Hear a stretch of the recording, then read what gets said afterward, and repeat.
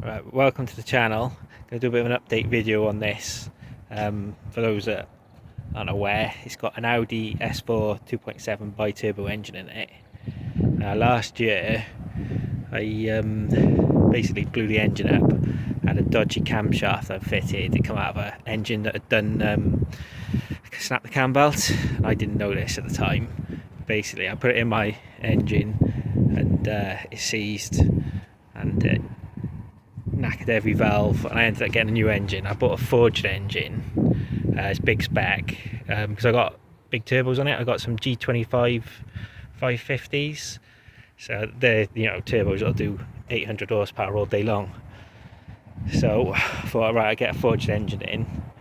I've got a forged engine now, and it's not so great. It's been sat for a while. So basically, when I started up, it's got a lifter ticking, which isn't the end of the world, but obviously I'll need to sort that out. I thought it'd just go away with a bit of use, but it hasn't. But what does bother me is when I apply load, I can hear a ticking sound. It's not the lifters, I don't think. Just on load, not on the overrun. Now I've tuned it up to 30 psi and given it some welly, so it's making good power.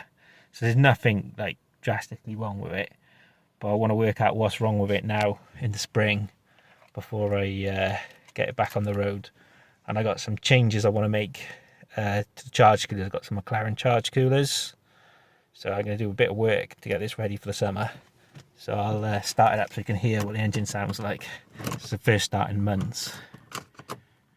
Okay, flat battery.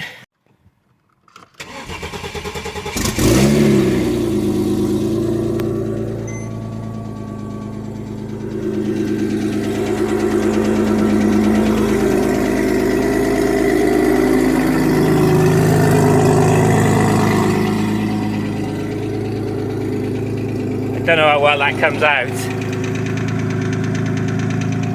So I'm just going to do a cold start so you can hear the lifter now.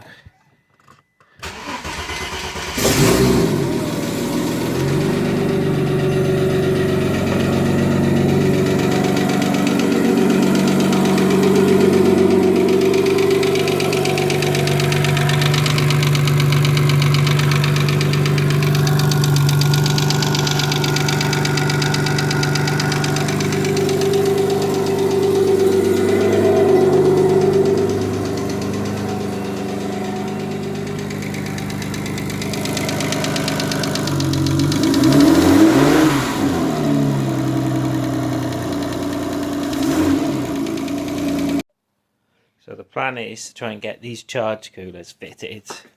These are Mclaren 570S ones, and they look real good.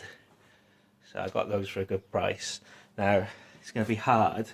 I'm currently using Mercedes ones off an S600, so that's the V12 twin turbo. And so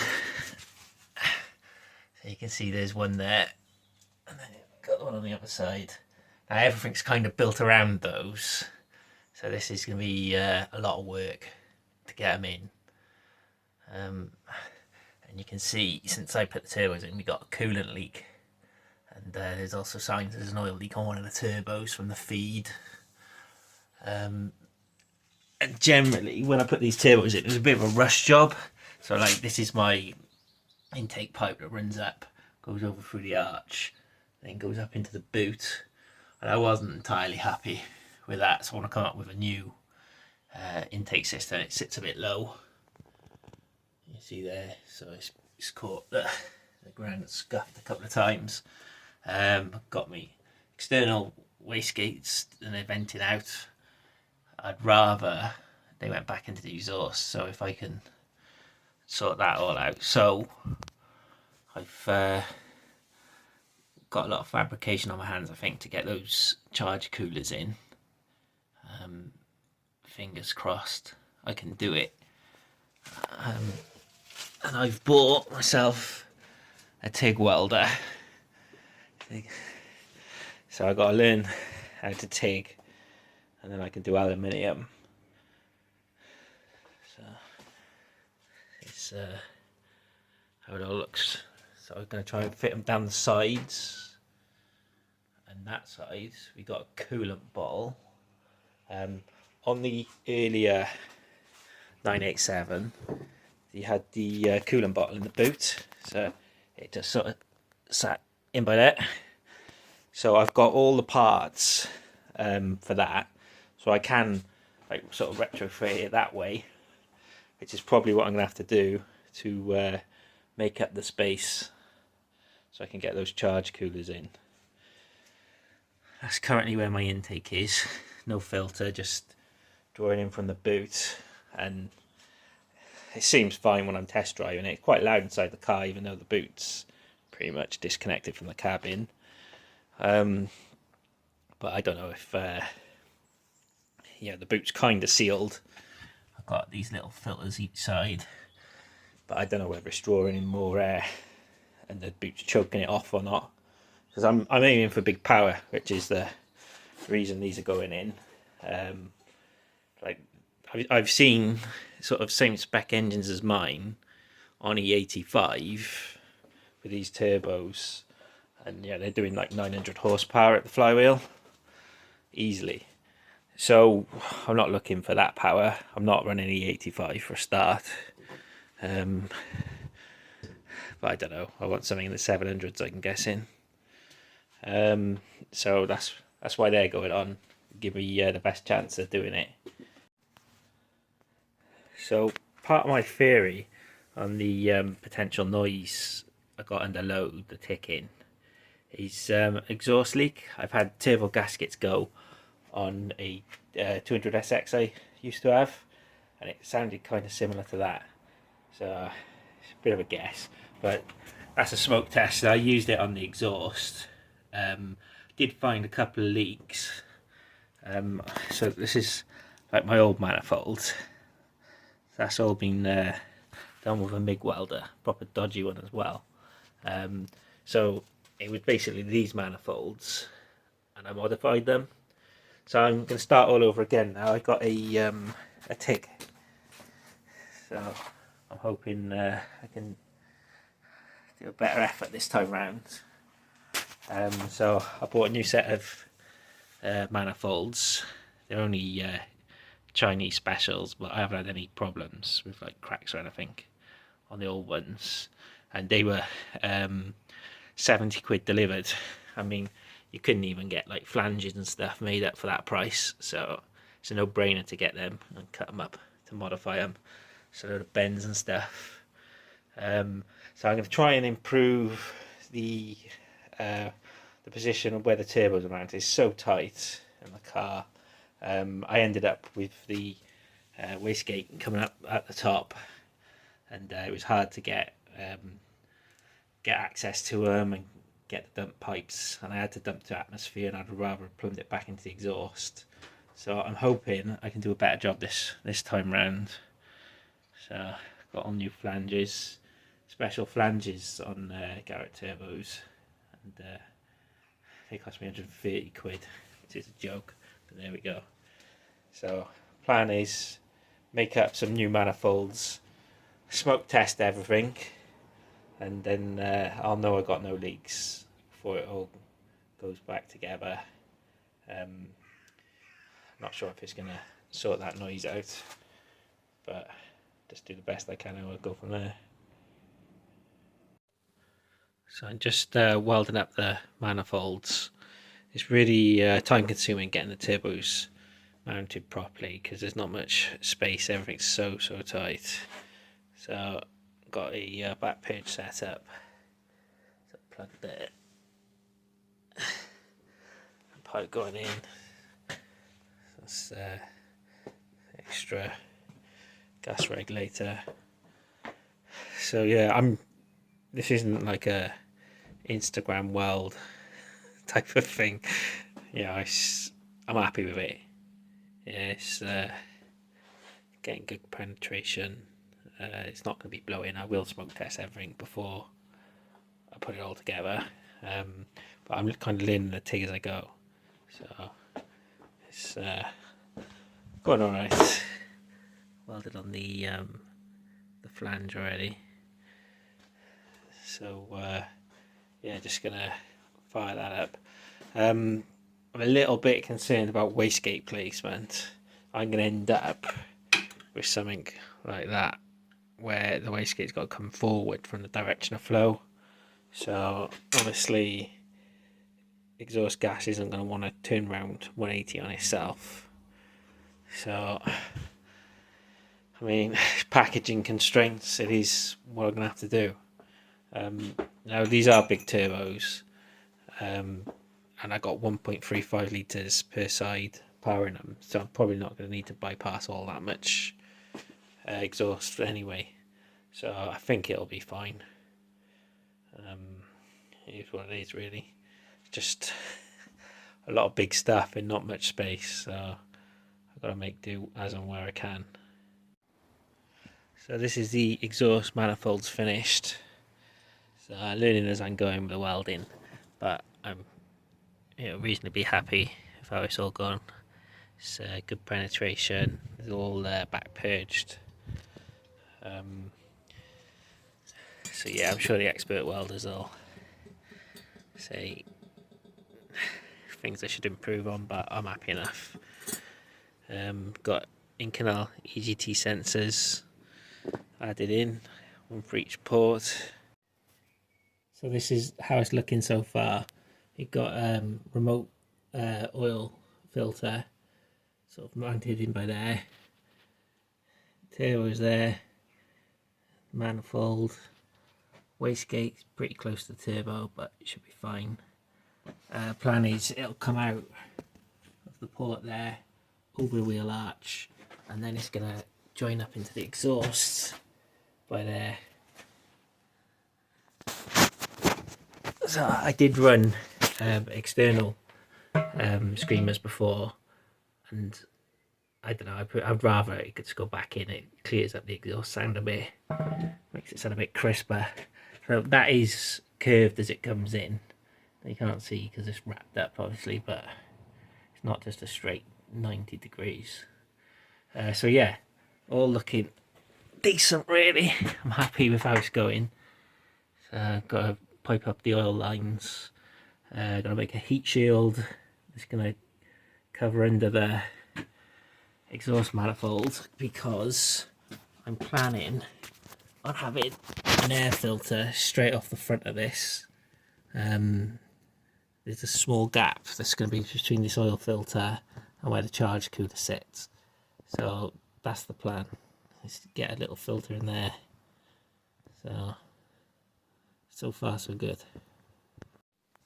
So this is a few weeks later from the last bit. It takes me ages to fabricate stuff, but we've got a new subframe. It's not a proper subframe, it's like a little brace to link. Basically got these suspension frames and they need bracing up. There'd be a flat plate under them normally, so I've done this. So got the turbo there. Now everything was in the way on my old brace that I'd made, so because the turbo's sitting in a different position, I've had to redo everything. So we got this piece here, the bolts there, and then right up at the top, and then we got diagonal coming down that bolts to this bottom frame, and so then that's all really solid. So same on the other side. Basically I had to go outside. I triangulated it outside into the wheel arch because there's a bit of free space there, because obviously it's all at a premium. It's so tight. You can see how close we are with the bolt there.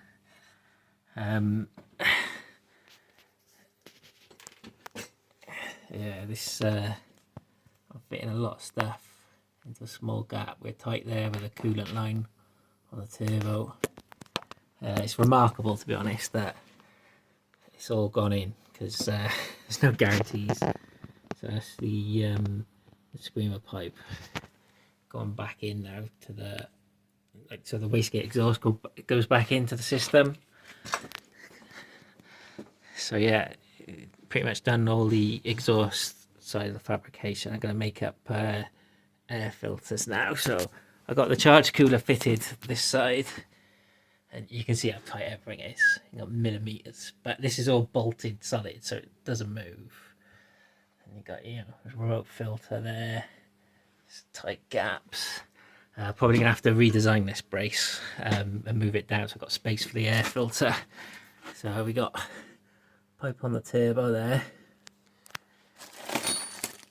So plan is that is fitting in there and connecting up to the pipe. It's all going to be very tight.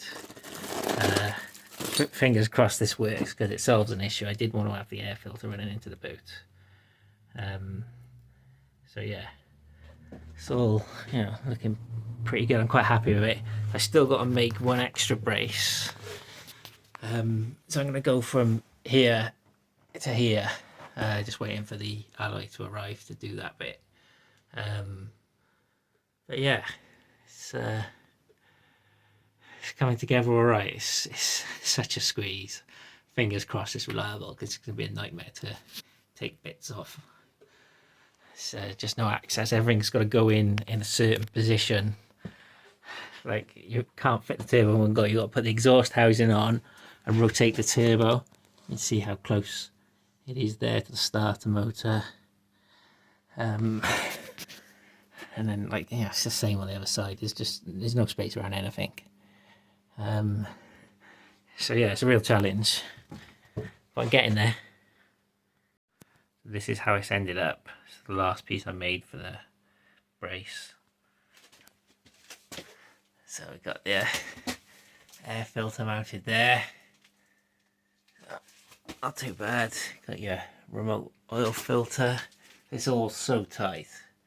I managed to get the air filter in this side and the charge cooler. I was worried that the charge cooler would have to be mounted a bit higher up, so I still got the expansion tank above it. So I haven't had to use any boot space. So that's a result that I wasn't expecting when I was offering them up. So I'm really pleased with how this has all gone. Yeah, so it's a bit of a triumph in terms of the packaging. Managed to achieve everything I wanted to in terms of the wastegates fed back in. I can access the wastegates without having to take everything apart. This brace comes off in 2 pieces, so it's easier for servicing. The turbos are in a slightly better position than they were. Got more clearance for the drive shafts. And the air filters are here rather than the boot, which has saved some space and saved some weight in terms of running big pipes all the way backwards. So it's been well worth the effort, and it was a lot of effort. So I decided, since the car was already in pieces, I'd just strip it down, take the cams out and sort out the lifter. So I've discovered which one it is. It's this one. It presses down easily. All the others are solid. So yeah, it's not too bad to work on this engine. In the Audi, it's a pain. You can't get to the turbos. You've got to take the front end off. On this, you've got enough space to get the belt off there. So it's not too bad really. And you wouldn't be able to do a job like this on a flat 6 without dropping the engine either. So somehow this car's more serviceable than the donor car. And that's the bits I removed. So I put it all back together now, and fingers crossed the engine sounds spot on when I finally start it up. So I'm going to start it up now after the engine work and see how it is.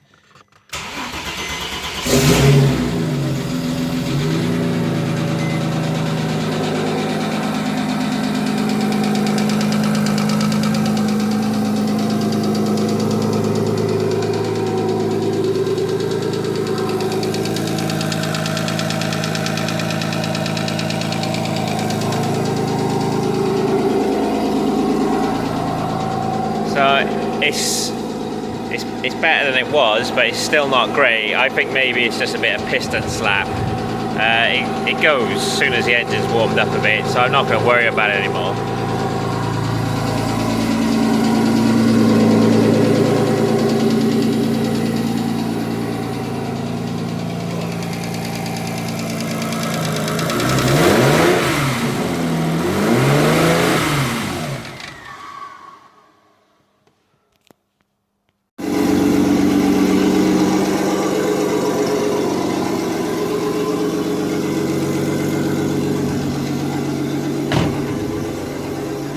So it's been running for about a minute there, and it sounds fine, so I'm not going to concern myself anymore with a noise on startup. I definitely did have a bad lifter, so it was worth doing. It is what it is, forged engine, so they can be a bit rattly when they're cold. So this is the alignment gear on it. Steering wheel locked in position. And then this is the specs I've gone with up here. So I'm going to take it for a test drive now.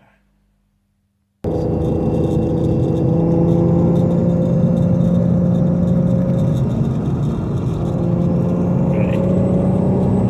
You record now, yeah? Yeah, go on, yeah.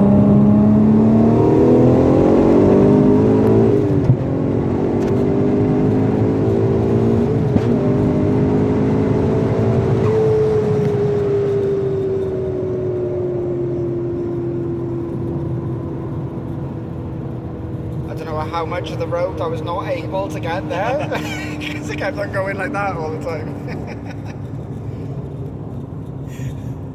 Fucking scary, isn't it? It was so fast.